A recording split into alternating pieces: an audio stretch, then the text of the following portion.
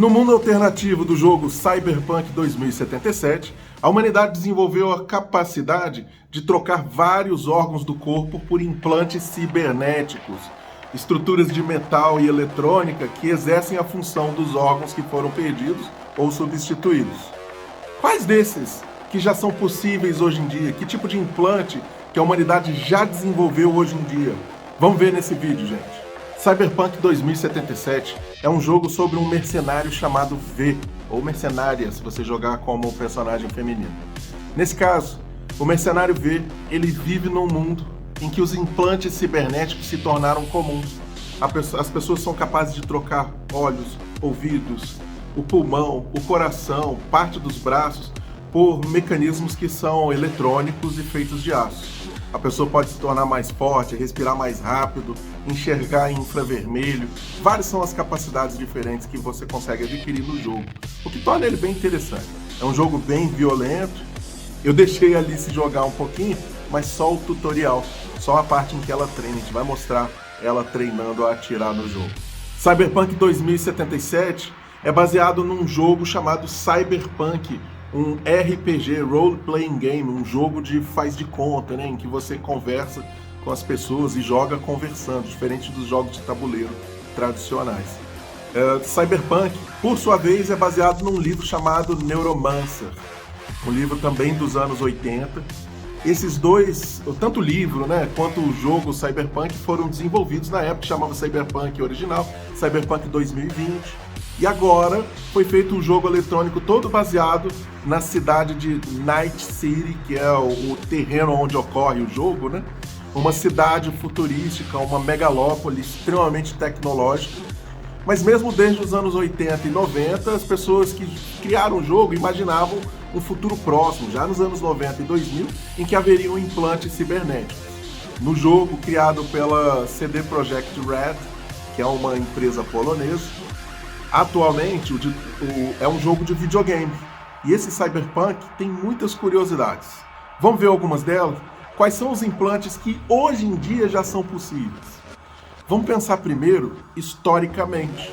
Será que o ser humano faz alguma coisa, tem alguma coisa que ele põe no corpo dele que aumenta a sua sensibilidade, que aumenta a sua força? Se você parar para pensar, os próprios óculos já são estruturas metálicas, já que a gente bota para enxergar melhor. Então as pessoas que têm um defeito visual, elas já começam, né, usando há muito tempo, há mais de 500 anos, óculos, perfeito? Então a pessoa consegue corrigir algum defeito de grau da vista que ela tem. Mas se você achar esse exemplo exagerado, tá tudo bem, eu entendo, combinado? Falar um exemplo, por exemplo, de que a gente tem como substituir a função do rim. Meu Deus, tem como? Mas não com implante. A gente faz isso com aparelho de diálise.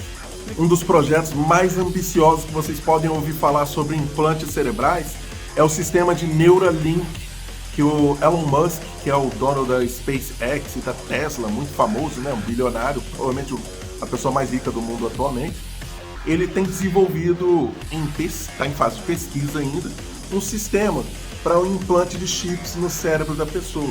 Não para controlar, mas para a gente poder, por exemplo, ligar para as pessoas só com a força do pensamento. Já existem implantes cerebrais, mesmo hoje em dia, que permitem pessoas que estejam tetraplégicas mexer um cursor na tela de um computador. Só que os sistemas são muito, muito caros. E o que o projeto Neuralink tenta criar é algum sistema que seja seguro, mas também convenientemente barato, para que as pessoas decidam ou não se elas querem implantar isso no cérebro delas. Imagina poder acessar todo o conteúdo do Google com o poder do pensamento, o quanto isso ia deixar o ser humano mais poderoso ou mais preguiçoso. Quer ver um implante que já existe há um bom tempo? Os implantes cocleares, que são os do ouvido, né? Que tem como função devolver a audição para alguns indivíduos ou melhorar a audição de quem está perdendo ela com muita intensidade. Então ajuda bastante que existam os implantes cocleares. É realmente emocionante, né, ver a reação das pessoas quando elas ouvem pela primeira vez alguém que elas conheceram recentemente, se elas perderam a audição na infância, ou literalmente ouvem pela primeira vez. Vocês vão se deixar, né, ficar emocionados se vocês ficarem assistindo criancinha quando nasce e de repente começa a ouvir pela primeira vez com esses implantes. Tudo bem? Então é um negócio bem legal. A humanidade já consegue fazer isso. A gente não consegue melhorar de forma super-humana ainda a audição das pessoas, mas pelo menos a gente já está tentando devolver a audição para um bom número de seres vivos. Oh my goodness, I heard that. Good job. Yeah. Muito mais complexo é a devolução da visão para quem está cego. Não é impossível, mas já existem implantes que a gente consegue botar uma câmera ligada ao cérebro da pessoa via fiação, né? Para que ela consiga enxergar. E ela vai enxergar, ainda que seja numa resolução baixa, a maioria das pessoas que ela está vendo no dia a dia. Então, isso realmente é impressionante que já exista em 2023. A gente espera um futuro cada vez mais sofisticado para esse tipo de implante. Infelizmente, o implante ele é feito no cérebro ou no couro cabeludo da pessoa, aqui atrás da orelha, e é conectado a uma câmera que está nos óculos, numa parte externa. Então não é um implante total, a gente não substitui o olho da pessoa, ela tem que usar a câmera. Mas é um poderoso primeiro passo, conforme a gente consiga miniaturização, né? Deixar cada vez menor os objetos com a câmera, a fonte de energia. Talvez a gente consiga deixar tudo sob a pele e a pessoa nem parecer que está usando óculos, já que ela voltou a enxergar normalmente e não precisa mais deixar a câmera do lado de fora. Quer ver um outro tipo de implante diferente?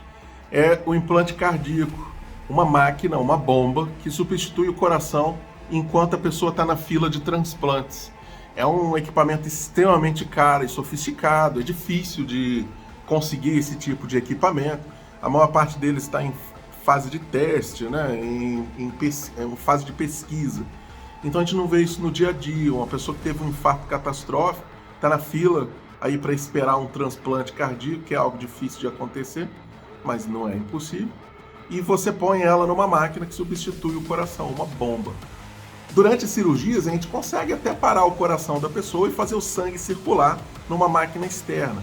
Mas isso vai ser rápido, o cirurgião cardíaco para o coração se necessário e depois reanima de uma pessoa que estava relativamente saudável. Então, para troca de válvulas, para troca de pedaços da aorta, tem como isso ser feito, combinado? Muito mais famosos do que todos esses que eu falei até agora, bem, talvez não do que o auditivo, sejam as próteses de mãos e de pernas. Ver a pessoa voltando a usar os braços e voltando a caminhar.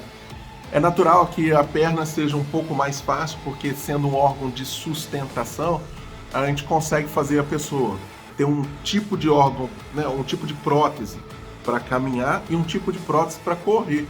A pessoa consegue correr bem rápido com uma prótese de perna.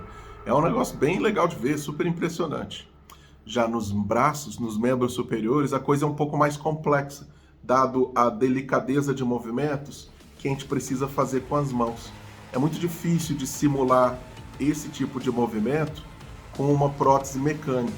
Então as próteses eletrônicas, que são controladas via fiação, ligada ou no músculo ou direto no cérebro da pessoa, são uma opção para o nosso futuro.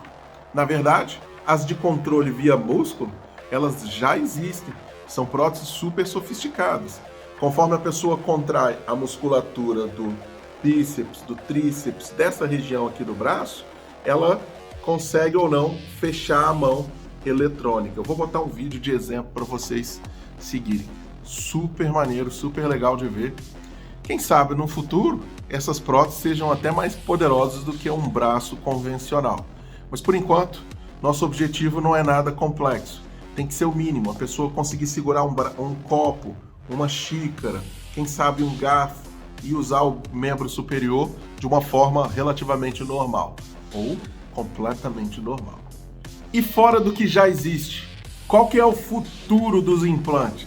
Olha, o céu é o limite, gente. Provavelmente a gente consegue substituir vários e vários órgãos. Quer ver um que já está se tentando? É o implante de insulina para quem tem diabetes. Perfeito? O diabetes tipo 1, que é insulino dependente, se a gente botar uma bomba de insulina na pessoa, ela não precisa ficar fazendo injeção o tempo inteiro. Já pensou se o implante estivesse dentro, sob a pele da pessoa? Isso é fantástico. Quanto mais barato isso ficar no futuro, melhor. Então a tecnologia já existe, mas ainda depende de um barateamento para a gente ver isso sendo aplicado em larga escala, especialmente num país que nem o nosso, o Brasil. Outros implantes que eu penso para o futuro são especialmente os relacionados ao cérebro. Imagina você poder botar um chip, que é o objetivo lá da Neuralink, que te faça ter uma amplificação da memória. Isso não vai devolver a capacidade de adquirir novas memórias, por exemplo, numa doença de Alzheimer, mas pode te ajudar a preservar memórias do passado de uma forma muito mais fácil. O nosso relacionamento com como se trabalha vai se tornar algo muito diferente. Você vai ter acesso já na sua mente o tempo inteiro a manual de qualquer objeto que você puder imaginar. Ah, como é que se usa uma furadeira? Só para assistir um vídeo dentro da própria cabeça ou deixar isso projetado na sua visão.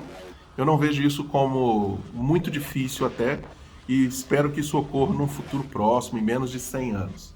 Isso é próximo do ponto de vista tecnológico.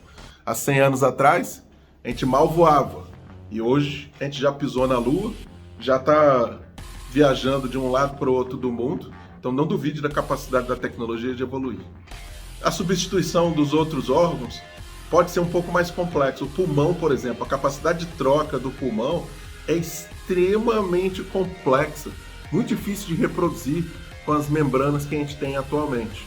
Não são impossíveis de se manter, mas a parte mecânica, né, que é o soprar e o puxar, a gente consegue implante, mas o pulmão em si, para fazer a troca de gases, é algo extremamente complexo. Fígado, intestino. O fígado é super complicado, né? Ele é responsável por um monte de funções metabólicas, né? De processamento de toxinas e dos alimentos. E o intestino pela absorção. A absorção eu já acho um pouco mais fácil, mas o processamento que o fígado faz é extremamente difícil. Imagina, com os implantes cerebrais, a gente poder eliminar compulsões, hábitos, vícios, se tornar mais motivados. Tudo isso é possível. Tem um lado negro também, que seria, por exemplo, de controlar as pessoas. Então, muito cuidado na ética de como se deve ser conduzido esse tipo de experimento, de como deve ser conduzido, né, a formação desses equipamentos no futuro. Mas a gente ainda tem um tempo para pensar nisso. Já é bom saber que isso pode existir. Cyberpunk é um jogo fantástico. Eu, particularmente, achei um dos melhores jogos que eu já joguei na minha vida e foi muito criticado quando foi lançado, porque tinha um monte de bug.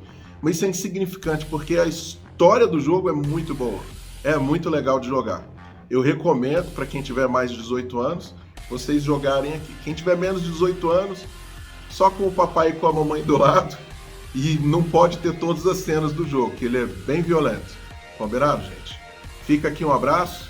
Que implante que você gostaria de ter hoje? De dente, dos olhos, do ouvido? Gostaria de trocar o fígado, o intestino, o estômago, talvez, para emagrecer um pouquinho? Eu imagino, eu ia querer emagrecer, para mim trocar o estômago seria fantástico. A gente se vê, gente. Aquele abraço e joguem em paz. Não joga muito e nem joga até muito de tarde. Tchau, tchau.